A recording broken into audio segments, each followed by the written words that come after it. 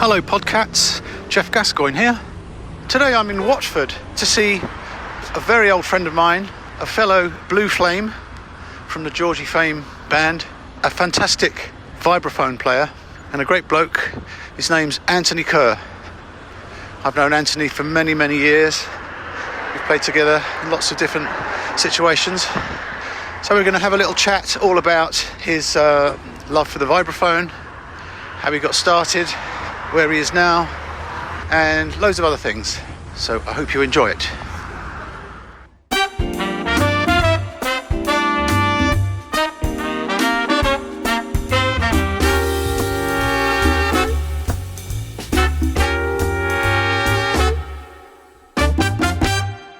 The Quartet Jazz Standards podcast is brought to you by the Quartet app for iOS, taking your jazz play along to another level. Anthony Kerr, how are Geoff. Welcome to my little studio in Hertfordshire. So you've got a lovely little studio here. I'm surrounded by vibes and marimbas and keyboards and drum kits and computers. And do you even play the drums? I'm not sure I knew that. Well, I started on drums. Did you? I went to a grammar school in Belfast. Methodist College, Belfast. It's a very old college. I found out the other day it's older than Germany. Older than the whole of Germany? Well, older than the German nation. It was founded before 1871. But it was a very good school, and it had a really good music department, and they did something that it was just amazing. They had instruments, and they'd let you borrow one to try it. Wow, which was just amazing, because I thought I wanted to play trumpet, having played recorder in primary school. What'll I do? And the trumpet appealed to me in terms of being an idea of an instrument, but I didn't like playing it. I never took to it. It's like putting on clothes. You think they look nice, and as soon as you put them on, they just feel wrong.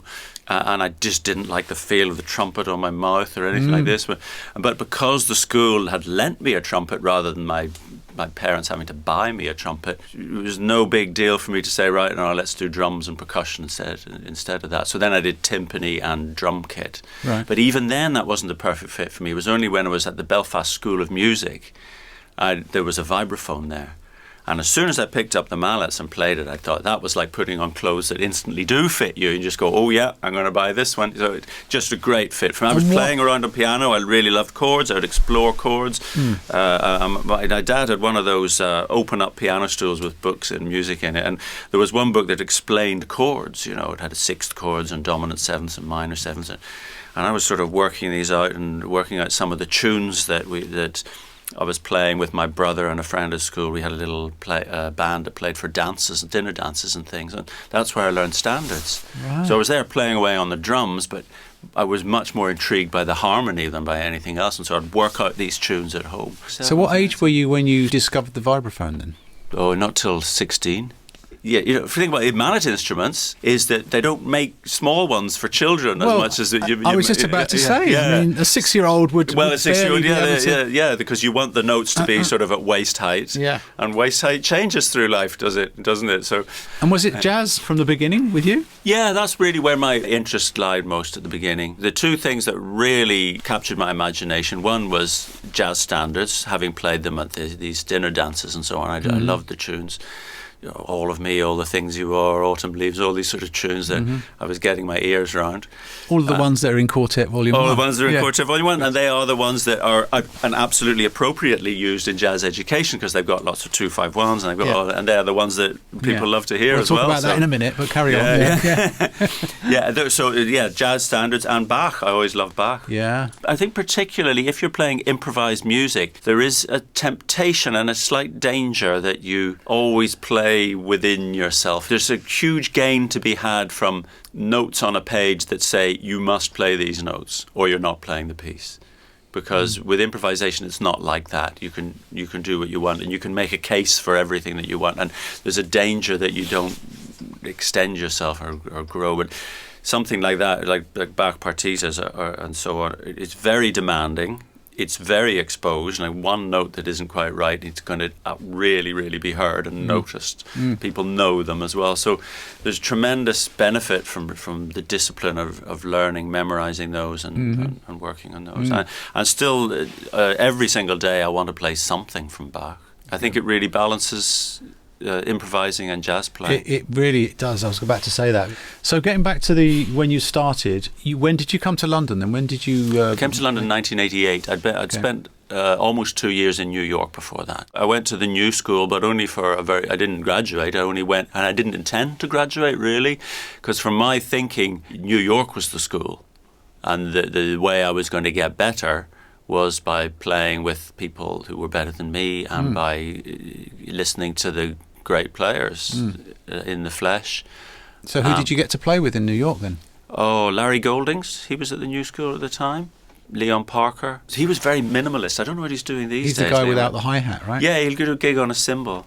Yeah. I remember I had this gig on a place called Augie's on Uptown on Broadway. It was quite near Columbia University, and it was a Friday night gig where we got paid $15 each. And you had your own vibraphone there? Yeah. Plus they passed the basket round. So right. Okay. You know, you very small fee you'd get. Of course, inflation adjusted. I don't know quite what it would be today. Yeah. But that was in the 80s, and Leon came and did this gig. And when he turned up with the tiniest little drum kit. It was a small bass drum, a snare drum, a hi-hat and a cymbal. And I must confess that I had a negative feeling. When I saw the tiny little kit, my first feeling was like, oh, doesn't he care enough to bring a proper kit? He's lazy or something like that. Well, that was my incorrect assumption. But that lasted about 4 bars because I heard the number of sounds he could get out. His thing was all about bring fewer drums and then really explore, get the maximum sounds you can out of them. I think the analogy for that is in software. Have one piece of software and really know it really well. Yes. Oh, yeah. People are always looking for different plugins. Actually look at what you've got and just... Well, depth rather than breadth in that way. Yeah, I worked on that in my studying there with Kenny Werner at the time. This was before he wrote his famous book, Effortless Mastery, which has become so helpful to so many creative people. He was all about zooming in. So you'd take one bar or one phrase, you transcribe one thing you really liked, and you play it over and over and over again. And each time between, you play it a couple of times, then you sort of do a reset. And with that I mean you sort of let go of any tension you might have accumulated in your shoulders and all that sort of thing, just to make sure you bring, each time you're playing, you're bringing as clean as possible a perception to that. Like learning licks in some ways, isn't it? You take something out of a solo and you try it in different ways. Is it? Yeah, you try in different keys, and then you'd maybe, so if it started on the second beat of the bar, you would like shove all the notes along like a quaver, like start on the and of 2 instead of on 2 itself, which like totally changes what the phrase is. Yeah. Did you ever do much transcribing? I did. I sort of felt I should write things down, and I would do it occasionally, but it was never the natural thing for me. The process would be to learn it so that I could sing it along with the track, and then the next question is, can I sing that without the track? And you think you can more than you actually can. Oh yeah, I know that line. And then you just think, can I get every single note of it? Oh, actually, there's a note in there, I don't really know what that note is. I can't quite... Then I go and find them on the vibes. And then the job is to learn them on the vibes, learn all the shapes and so on, and then try and get the phrasing as close as possible to the original as I could. Yeah. Now, if I'm going to try and make my vibraphone sound like Chet Baker's trumpet, obviously there's a limit to how close I can get. Yeah. But there's huge benefit to be gained from pursuing that, from trying to get it as close as possible. I presume that process takes a lot longer, though, doesn't it? It's a bit like high-intensity exercise in that a very small investment in terms of time, provided that you really concentrate, yields a very great result. When you do that for 5 minutes, 10 minutes, it's quite hard work. Yeah. It is a bit like lifting weights in that way. It's limited how long it can be done at maximum effort. Whenever I transcribed, I always wrote stuff down. Right. Every time, and I've got reams of solos that I've done. I think it was the act of writing not only the notes, but where the rhythms are as well. I think there's huge benefit in that, and it's probably aided you as a writer, as an arranger later on. Possibly, yeah. I mean, it's just interesting how everyone does it different ways, isn't it? Yeah. Relating things to the written form of music, for me, it's always felt like the brakes are on. When I either have to read the dots or write the dots. The vehicle is moving forward, but someone's got their foot on the brake. And that just means even now I haven't yet worked enough to eliminate that barrier, because that's just really, being totally relaxed when you're actually reading something. Yeah. Also, there's a physical aspect to this too, because the vibraphone, marimba, glock, xylophone, this family of tuned percussion instruments, we don't actually touch the instrument. Now, can that be said of anything else? You know, or there's true, some instrument, wind, anything that goes in the person's mouth, there's a tremendously connected, and intimate relationship to that. A saxophone, a trumpet, and your eyes are much more involved in it. But if your body didn't move at all, then the relative position of the notes to basically the shoulder, it's very, very easy to play a wrong note. So your eyes have got to be involved, and then you're asking to read as well. Then you have to have your music in front of you, and then you're looking down, then you're looking back up, and then you might lose your place in the music and all that stuff. Yeah, I think mallet players just have to put more work into the reading side of things. The students I have at the Royal College of Music, almost all of them, because it's not a jazz course, but almost everyone there is a superior reader to me, because they read all the time. I mean, sometimes I walk in that place, hear what they're practicing and playing, and I think, better up my game here, which is good, because all of us as musicians, we need to be kept on our toes. The last thing we need is a gig that has got no challenge whatsoever, and this is sort of what happens to people who do shows, is they end up feeling that they couldn't do another gig. So a combination of the good money that they get from the show, that makes other gigs less attractive. And why would I drive up the motorway for half the money kind of feeling? And also they're not getting challenged. It requires more and more will and determination from a person just to tread water. Sure. Which is one of the beauties about a freelance life, is that when it's nicely balanced, you're getting just challenged. I think that's what we all aim for, isn't it? To get a healthy balance of our work. You're in 2 or 3 different bands, and you get a little bit other sort of one-off projects and things like this, and then you've got time to pursue your own, whether you just want to transcribe solos or whether we do write pieces, or as you've done, develop fluency on another instrument, which you've done on guitar. I'm trying to. Yes. Well. So when you came back from New York and you moved to London, did you? Summer of 1988. First thing I did was go down to 606 Club. I called Christine Tobin, who, of course, being from Dublin, I'd known before, and said, where do you go? Where does a person go, or to sit in and hang out or anything? So I brought my vibes in my estate car and drove down to the 606 Club, and Simon Purcell was playing there that night with Steve Watts. Looking back, it was kind of, I had a nerve to ask if I could play a tune, you know. Yeah. But when you turn up with the vibes asking you to play, you're showing a lot of willing, aren't you? That's a lot of commitment right there, isn't it? And the magic word is New York, you see. I've just been studying in New York. So hold on a second, you brought your vibes downstairs? I can't remember if I asked first or brought them downstairs first. Oh my God. But, you know, it wasn't a jam session or anything, but they let me play the last set. Right. So I know it was good. It was nice. So it brings me round to quartet, the apps that we're talking about. When did you discover the quartet apps? Well, I've got to mention the session band app. That's for people who don't know. Those are the loop-based apps that came before quartet. Of which there are, how many? Oh, there's a bunch. There are 4 jazz ones, aren't there? And then there's 2 rock. jazz funk ones. And there's rock, there's ukulele, there's EDM, there's deep house, there's blues, there's country. Wow. So you use those previously, do you? Still use those? I still use those on a daily basis. The thing is about session band, you can build your own tune. But the accompaniments, they're not tailored to the specific tune, whereas in the quartet apps, Graham Harvey is an amazing pianist, a wonderful accompanist. He knows all those tunes. So he will play the piano hearing the melody in his head of that specific tune. So it's not just like Lego blocks of chords that build up. Well, what's wonderful about the quartet apps as opposed to session band apps is that the rhythm section is playing the tune that you are learning. So it's just totally specific. So if anyone wants to learn a tune, you're playing with people who know that tune. When he's accompanying, he's always got the melody in his head. He does. And I'll tell you another interesting thing about this, because we always play an intro. So usually it might be the last 8 or something. We play a little game of, can you guess what the tune is from what Graham plays as an intro? And it's quite easy a lot of the time, because he's hinting at the melody. He's as Alan Barnes phrased, paraphrasing.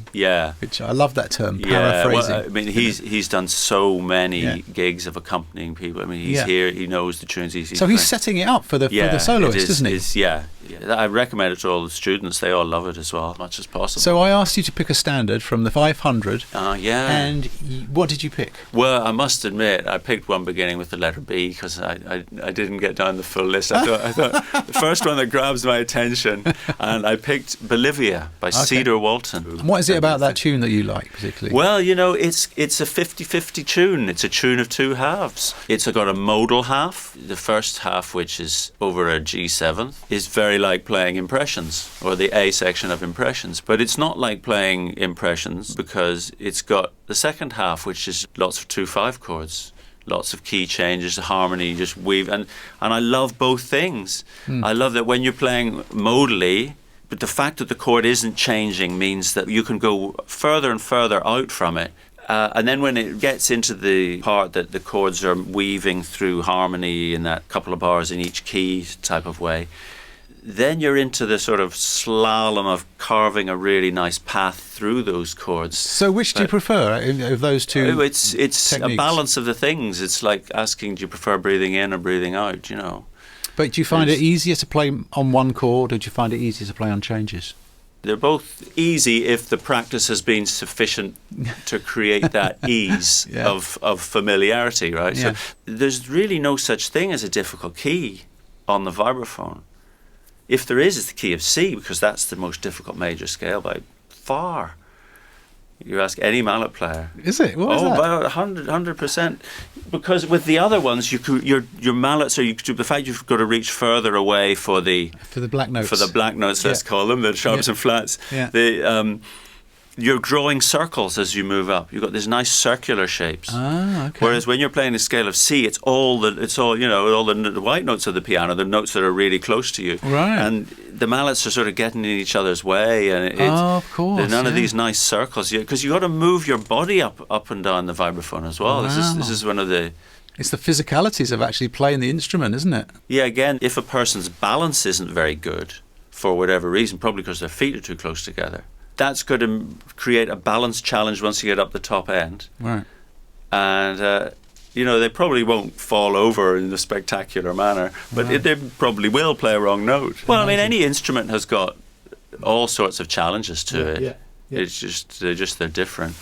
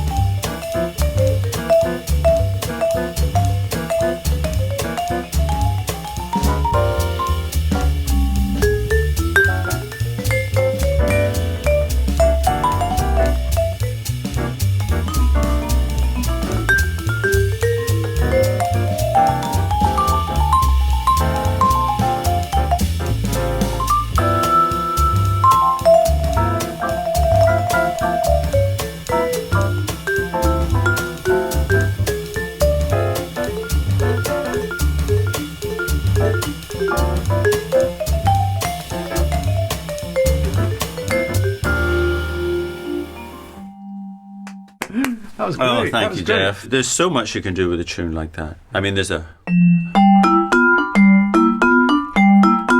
already going on, so you can join in and do exactly that with it, or you can kind of hint at it a little bit, you know. And then of course, this is like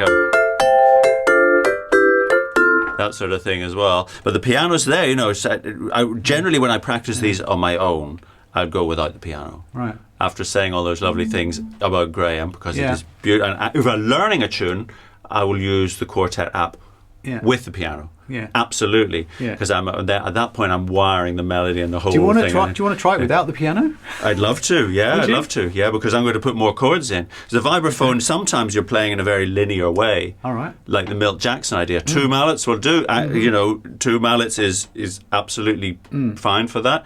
I'm just used. My hands are used to holding four. So even if I'm playing melodies, I'll still hold four mallets. But I might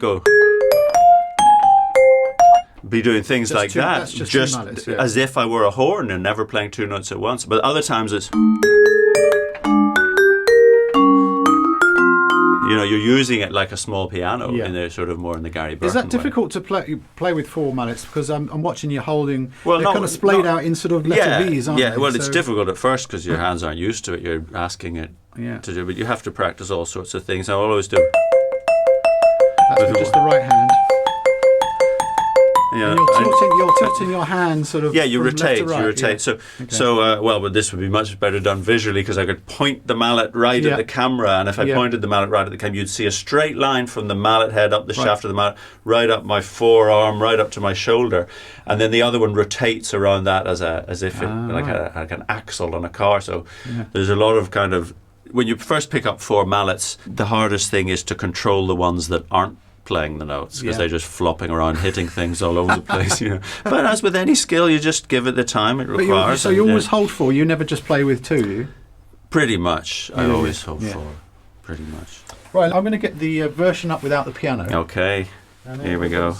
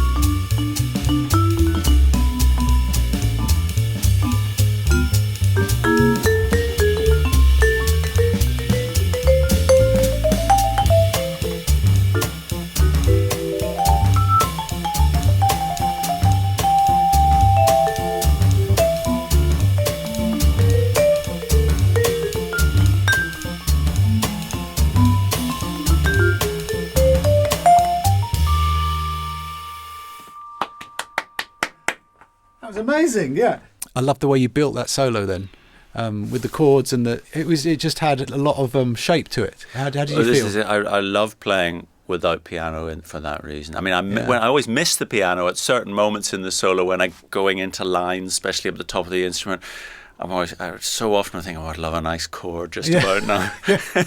But what it does gives you that real space. I mean, the vibraphone's quite a small instrument. It's only 3 octaves kind of long. like guitar in some ways, isn't it? It's only got 37 notes. But in terms of sound, it's similar to the guitar, isn't it? It's not like a piano that has a Piano's enormous. Yeah. Piano's just got enormous range, and the piano, wonderful though it is, is the integral part of the jazz quartet and jazz small groups as well as big bands and of course and so on. In so many ways it's the ultimate instrument, but the vibraphone having chordal potential, harmonic potential in that way when you play it with 4 mallets, once you make that space, it's just all sorts of ideas come and all sorts of things can flow into that space.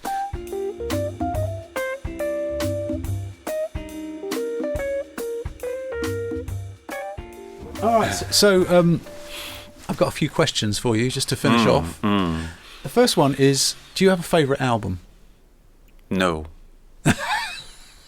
Have there been albums that have influenced you in your as a musician? Of course, Right. countless. But if you asked the question a different way, if you said, if you could only take one track with you, what would it be? Right. I have a clear answer to that one. Okay, go ahead.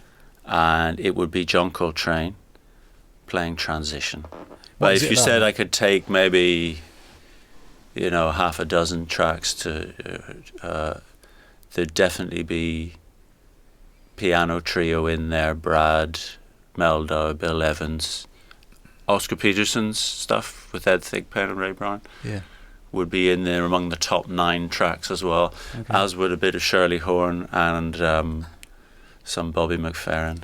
Is there anything particular a vibraphone thing, that an album that you may have influenced you, or the stuff with Bobby Hutcherson playing in those large small groups on Blue Note, those ones like with Joe Henderson and those sorts of bands, I would put at the top of the list. But some Milt as well. It was Milt Jackson was the reason I got into the instrument in the first place. His sound of the Deegan vibraphone is just unbelievable, and it's so swinging. Is there a favourite musician, alive or dead, that you would like to play with, would have liked to have played with? I suppose if I had to choose one, it would be Coltrane. And it would be some situation where I had the opportunity to really use that intimate, quiet vibraphone sound that we more explored in the Take Without Piano. Like you're thinking of Coltrane ballads, are you? Well, you know the Ballads album. You're not thinking of Transition, are you? It would be Coltrane's music. Yeah. It would be following his direction. It would be a scenario where he said, "I want that vibraphone sound," and he had an idea, and then what he wanted to do with it. Right. That would be the ultimate scenario. Do you have any memorable gig moments, any highlights, career highlights, or anything that you can... Countless ones. Yeah. A lot of them you were on the stage with me. Is that right? Okay. Tell us about that. Well, I don't know how many years it was, Geoff, but many years. We were together with and many miles with Georgie Fame. Blue Flames for 12 years, at least 12 years, I think. Yeah, it was a long time. And it was quite a lot of gigs per year as well. It was 3 weeks on the late shifts at the old Ronnie Scott's. Yeah. Where on Saturday night before you started work, you could buy the Sunday papers, and we came off stage at 2:30. Yeah. On Saturday. Because in those days it was a support band, main band, support band, main band. Yeah. So I mean, the thing about that band was, we did so many gigs over so many years that it just talk about learning through repetition. We could the flight could be delayed and the day could just go horribly wrong, to the extent that we just managed to scrape it to the gig 5 minutes before the concert starts, and the band would just nail it through that sort of collective mind. I actually think that's sort of connected to where the birds can all fly and change direction at once without bumping into each other, all that sort of stuff. You just become a group mind. You see this in great sports teams as well. Yeah. And I think that's part of the reason it's so thrilling for people to watch. Yeah. And then they're interviewed later and they say, "Oh, well, we just sort of knew where each other were." And it just comes from work together over huge periods of time. Yeah. And there was how many years? 12 years. So the strength of that and the knowledge that that's there for you as soon as you're on stage together. Yeah. That just helps you smooths over all the other bumps in the experience of travel and ups and downs. Yeah, it's a powerful thing, isn't it? Yeah, it's an amazing thing. And I consider it a huge privilege to have witnessed that, to have been part of that, because it doesn't happen much in this time in music. Bands used to do, like the bands we grew up idolizing, used to do, how many gigs a year would they do? 200 and something. More days working than off. And that's, part of the reason that they just became so incredible. Yeah, yeah. It's not easy these days. What was the last concert you saw? The last concert I saw? I might have been Nicky Isles at Cadogan Hall with a German big band. Can't remember. Is it NDR? NDR, yeah. Fantastic gig. Were you at that? No. It was amazing. And Cadogan Hall, shouldn't say this, the secret will get out. You get the best sound if you get the seats that are definitely not the most expensive. They're among the cheap. I think they may be the cheapest. It's upstairs, on the balcony, right on the balcony, right on top of the band. You're closest to the full. Is that where you were sitting for that? Yeah. Oh, amazing. Right at the front. It was a fantastic gig. My next question is: do you think you have a musical weakness? Yeah, anything I haven't practiced. So we talked about this earlier, didn't we? Like reading and stuff. The things I've practiced least would be the biggest weaknesses. Yeah. So on top of those are instruments I've never touched. Yeah. Okay. Like the tuba, that's definitely very weak. So do you ever get nervous on stage? Yeah. Often or sometimes? If I feel underprepared, so I try and avoid that. Okay, I've got a couple of silly questions now. Do you have a favourite sandwich? I've gone low carb, so I've gone no bread. It would be something good in the middle without the outside bits. So effectively not a sandwich. So, yes.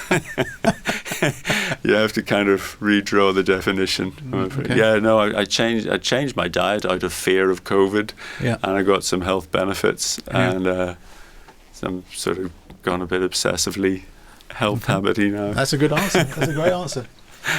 What about a favourite movie? Favorite movie? This is like I've given the choice to only ever choose one movie again. Well, it'd have to be something with good music in. Depends how many tunes I was allowed on the aforementioned desert island. I don't know. Keep either The Godfather or The Sting. What about a favourite country, city? I suppose New York. I haven't been there in far too long. Mm-hmm. And finally, a favourite chord. A favourite chord. One chord forevermore and no other. Not necessarily, but Well, just well, one, you know, one that you see that you because chords don't exist on their own in a way. You know, they're more like flowing processes than things.